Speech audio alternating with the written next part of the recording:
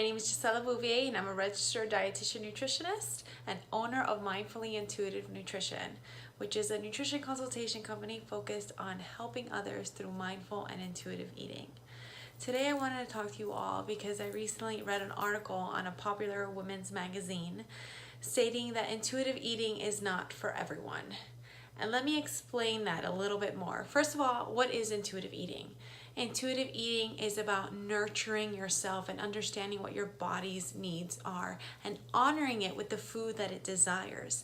And by doing so, your body finds the balance that it needs, whether when it craves kale salad or it craves a donut or it craves hydration or it craves a little wine, whatever it is, it's honoring that.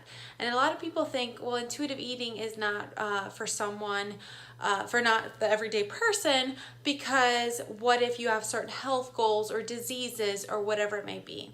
And the reality is that you can still incorporate many principles and elements of intuitive eating if you have a chronic disease, if you have certain health goals you want to achieve, or whatever it may be. So let's say, for example, you are a person who has chronically dieted in the past or just wants to understand how to find the balance that is unique to you. Perhaps you're someone who, before you go to the office, you drink a cup of coffee at 7 in the morning and don't eat till 3 o'clock.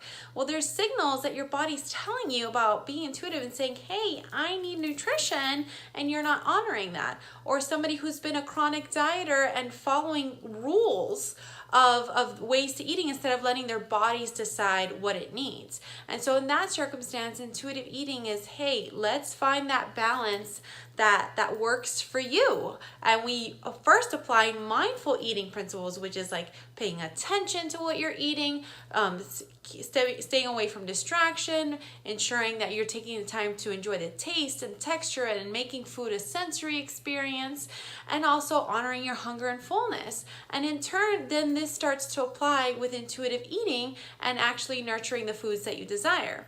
Now, let's say you do have a chronic illness.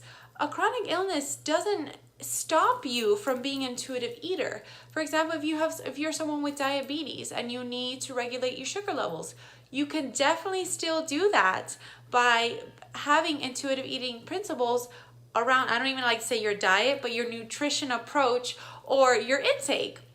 For example, if you're someone that hates cauliflower rice, you don't need to eat cauliflower rice. You're gonna replace that with a food that you enjoy that's fiber rich, maybe not as high on the glycemic load, whatever it may be, depending on what your body's reactions are toward certain foods.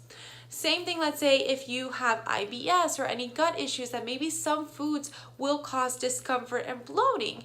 You can still be very intuitive. You're mindful that certain foods may affect you in a negative way, but you're still going to honor your body with the foods that is comforting and foods that you enjoy. So I really wanted to clarify the message of intuitive eating and that it can be useful for everyone. Perhaps there are several steps that you need to take with a more mindful approach first in order to get to that intuition part, to feed your body what it desires. And let's go back to when we were babies. And I want you all to remember this. When we're babies, we cry when we're hungry, we stop, and we push the boob or the bottle away when we're full, right? So that's that mindfulness. And then when we're learning to eat solids, or even when we're seeing the milk bottle, right? We get very excited, and that's that intuition. And the foods that mom gives us for the first time, we're smiling, the ones that we love, we're tasting it, we're asking for more.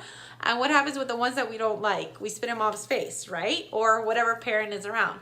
So I want you to remember that, because intuitive eating is about going back to those nurturing and honest and natural instincts within you. So whether you are just an everyday eater that wants to find balance, if you're someone who's been a chronic dieter, if you've been someone with disordered eating, if you're someone with a chronic disease, you can find the path toward intuitive eating, but finding the balance that works best for you.